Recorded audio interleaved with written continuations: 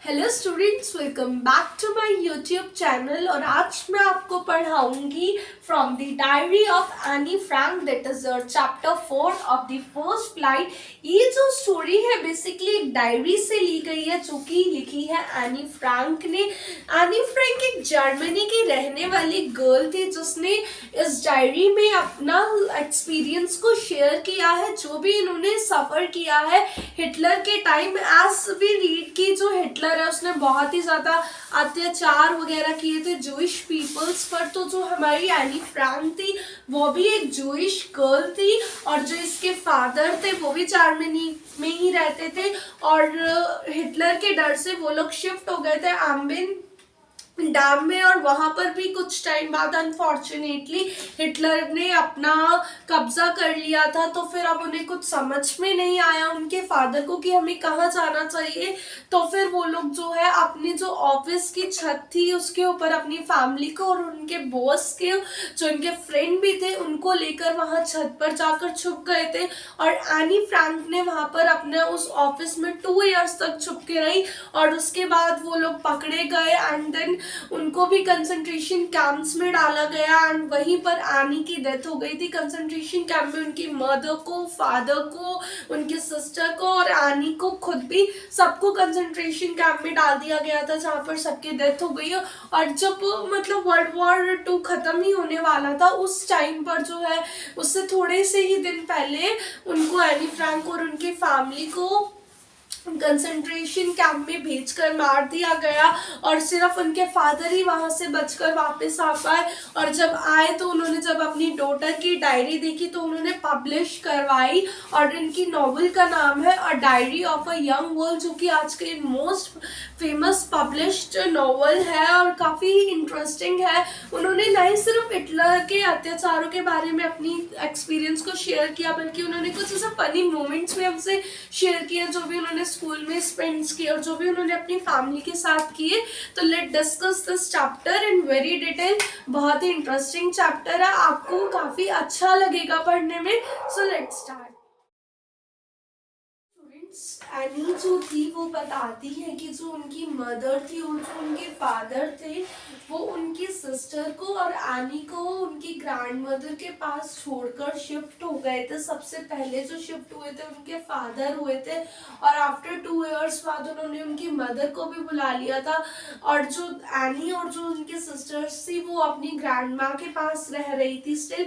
और उसके कुछ टाइम बाद उन्होंने अपनी जो एल्डर्स डॉटर थी, जो सब बड़ी वाली सिस्टर थी एनी की, उसको भी अपने पास बुला लिया था। और अब जो थी एनी बची थी अपनी ग्रैंडमा के पास। आफ्टर सम टाइम उनकी सिस्टर का बर्थडे होता है तो वो अपने बर्थडे वाले दिन एनी को एज अ लेके जाते हैं, शिफ्ट करते हैं अपने पास ही, एंड उसको एज अ बर्थडे प्रेजेंट की तरह उसके सिस्टर के पास रखते हैं कि देखो तुम्हारा बर्थडे प्रेजेंट आया है। एंड उनकी सिस्टर जो है बहुत ही ज़्यादा खुश हो जाती है एनी को देख के। एंड उनकी जो उनको जो डायरी गिफ्ट की गई थी वो की गई थी उनके 13th बर्थडे पर, जिसका नेम उन्होंने रखा था किट्टी। और वो उसे उसको एज अ अपनी बेस्ट फ्रेंड ट्रीट करती थी। एनी जो है हमारी वो कहती है कि ऐसा नहीं है कि उनके पास बेस्ट फ्रेंड्स नहीं है, वो बोलती है कि मेरे पास अराउंड 30 फ्रेंड्स हैं, और मेरे पेरेंट्स हैं, मेरी फैमिलीज है, मेरे अंकल आंटीज है, बुआ मासी वगैरह सब है मेरे पास। ऐसा नहीं है कि कोई ऐसा पर्सन नहीं है, लेकिन हाँ मेरे पास एक ऐसा बेस्ट फ्रेंड नहीं है जिससे मैं अपनी सारी चीज़ों को शेयर कर सकूं। और वो उस टाइम पर हमारी जो है एक लाइन कहती है कि पेपर हैज मोर पेशेंस। इसका क्या मतलब होता है कि वो मतलब हमें ये चीज एक्सप्लेन करना चाहती है कि फॉर एग्जाम्पल अगर मैं बहुत ज़्यादा टॉकेटिव हूँ और मुझे अपनी सारी की सारी बातें शेयर करनी है, तो अगर मैं उस बातों को किसी ह्यूमन को शेयर करूंगी तो मे भी पॉसिबल है वो मेरी बात को 15 मिनट सुने, हाफ एन आवर सुने, मैक्स टू मैक्स 1 आवर सुने। उसके बाद वो इंसान क्या होगा, मुझे बोरिंग फील करने लगेगा और वो मेरी बातों में इंटरेस्ट नहीं लेगा, ना ही वो मुझे सुनना पसंद करेगा, एंड वो मुझे इग्नोर करने लगा होगा। होगा और वहां से चला जाएगा। लेकिन अगर यही सब चीजें मैं एक अपनी डायरी से शेयर कर रही हूँ, पेपर से शेयर कर रही हूँ, तो उसके पास इतना पेशेंस है कि अगर मैं उसे 2 आवर्स 3 आवर्स भी कुछ मेरी बात को बोल रही हूँ या फुल डे भी बोल रही हूँ, तो वो मुझे सुनेगा, वो मेरी बातों को बेसिकली वो एक ऐसा एक्सप्लेन करना चाहती है कि वो पेपर जो है उसके पास इतना पेशेंस होता है कि वो हमारे जितने भी हैपनिंग्स वगैरह होती है सबको हमारी सुनता है, लेकिन एक ह्यूमन जो है नहीं सुन सकता। तो वो इस लाइन का इसीलिए यूज करती है। देन वो ना अपनी जो भी छोटी से छोटी हैपनिंग्स, जो भी छोटी से छोटी प्रॉब्लम्स होती है वो डायरी से शेयर करती है। एंड वो बताती है कि वो सारी चीजें ना पहले डायरी को एक्सप्लेन करती है। फॉर एग्जाम्पल कि अगर हमारी कोई न्यू बेस्ट फ्रेंड बनता है तो हम उससे सारी की सारी चीजें एक्सप्लेन करते हैं, अपनी फैमिलीज के बारे में एंड अपनी सभी क्लोज बातों के मोस्टली बारे में हम उनसे शेयर करते हैं। सिमिलरली जो एनी होती है वो भी अपनी डायरीज को शेयर करती है और बताती है सब कुछ। और उसमें वो ये चीज भी मेंशन करती है कि मैं अपनी दादी जी से बहुत ज्यादा प्यार करती हूँ और ये बात मैं किसी से शेयर नहीं करती, लेकिन उनके बिना मैं बहुत ही ज्यादा अलोन फील करती हूँ। उनकी डेथ के बाद वो बताती है कि वो बीमार हो गई थी और उनका ट्रीटमेंट चला था, जिसकी वजह से उनका बर्थडे जो था सेलिब्रेट भी नहीं हुआ था अच्छे से और उनकी डेथ भी हो गई थी। वो एक एक्सपीरियंस और शेयर करती है अपने बारे में कि वो बताती है कि उनको सारी की सारी टीचर्स जो है बहुत ही ज्यादा प्यार करती थी,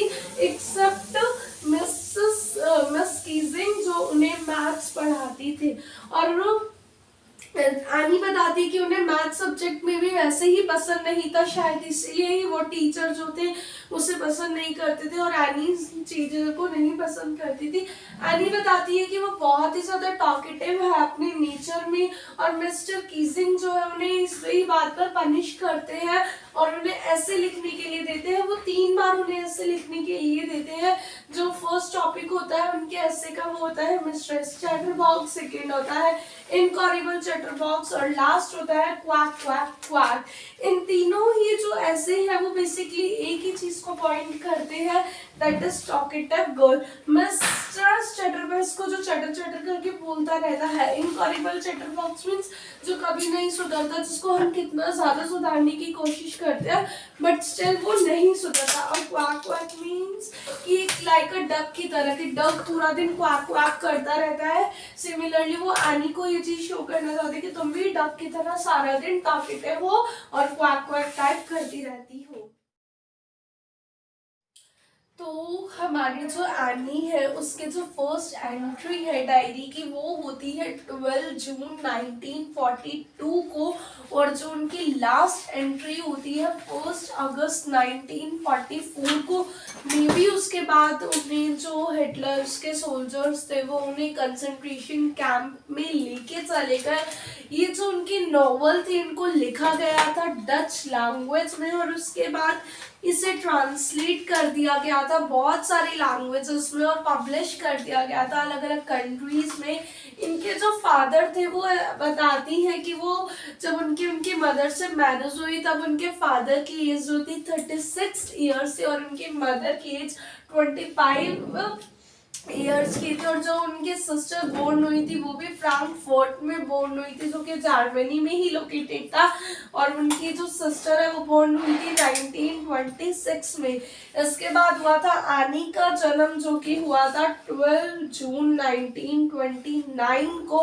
और एनी अपनी फेवरेट टीचर के बारे में भी एक्सप्लेन करती है, मिस क्यूप्रस के बारे में, जो कि बताती है कि जब उन्हें स्कूल में डाला गया था और जब उनके 1st to 6th उन्होंने स्कूल में स्पेंड किए थे और 6th क्लास की जब उनकी फेयरवेल थी तो वो बताती है कि उनकी टीचर और वो दोनों ही मिलके बहुत ज्यादा रोए थे कि वो एक दूसरे को मतलब अपना लव दिखाती कि उनकी टीचर से वो कितना ज्यादा प्यार करती थी।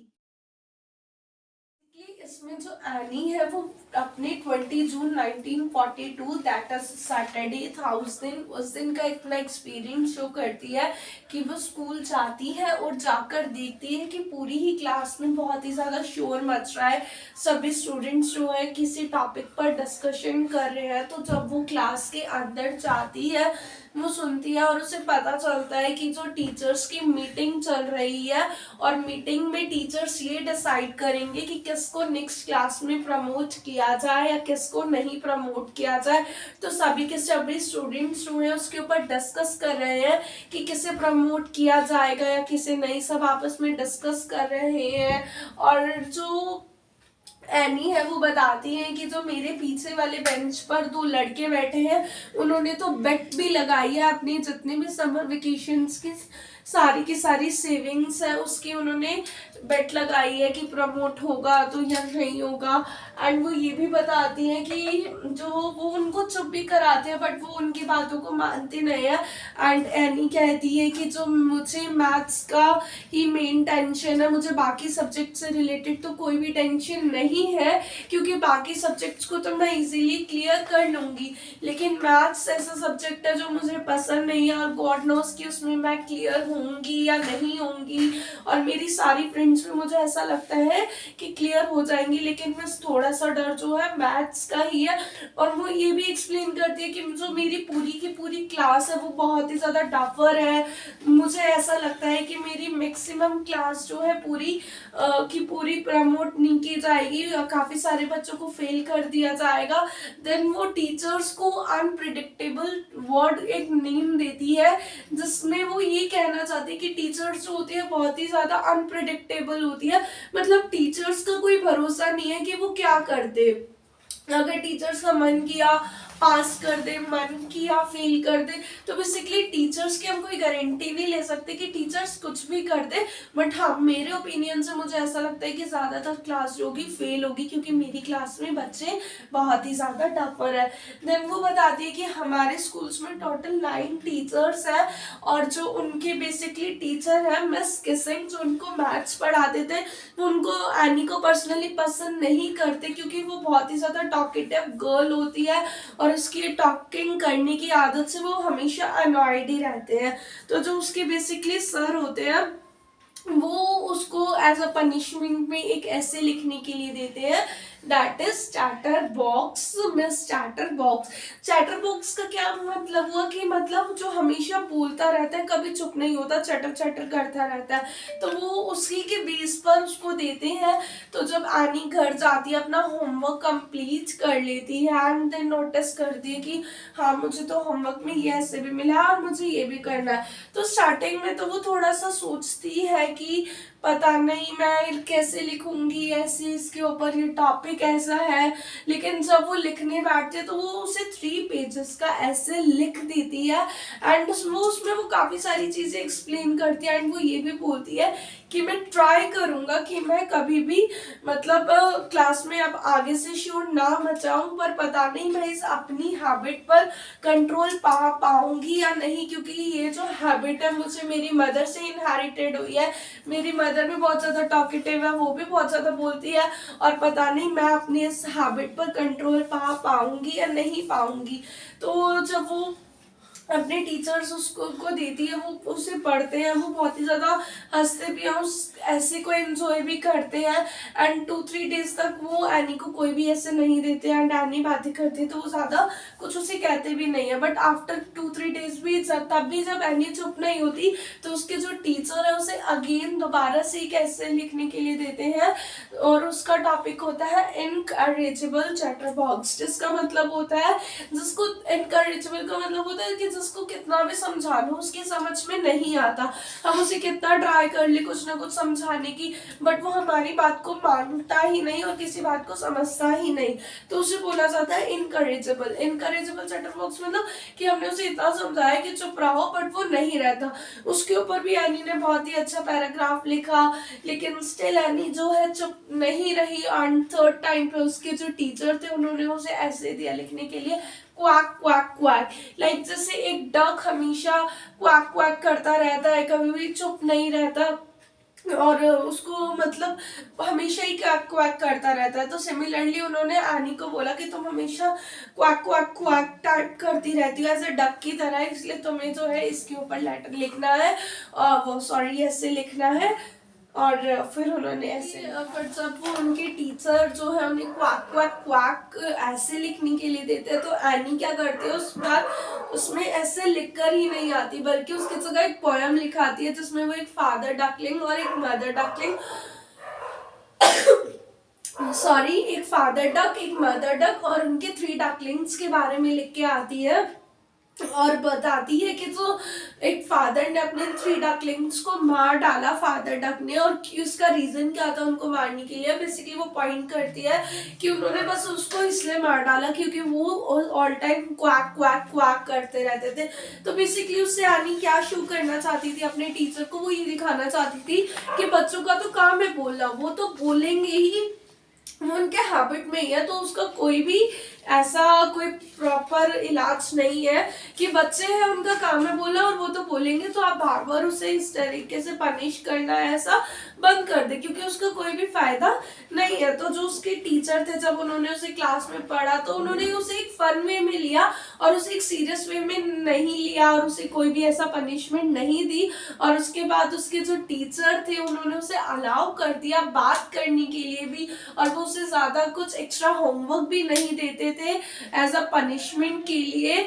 और एनी ने एट लास्ट में अपने टीचर को ये चीज सिखा दिया कि जो बच्चों है उनका नेचर है टॉकेटिव और उसका कुछ नहीं किया जा सकता। और इससे जो हमारी टीचर है मिस सिंह, उनका भी नेचर पता चलता है कि उनका नेचर भी थोड़ा पोलाइट काइंड सा, और बच्चों के लिए मतलब फ्रैंकी है कि वो ऐसा सीरियस वाला बिहेवियर नहीं है उनका कि उन्होंने बच्चों को सस्पेंड कर दिया कि नहीं तुम चले जाओ। उनका नेचर अच्छा है। इसी के साथ जो है ये चैप्टर हमारा खत्म होता है।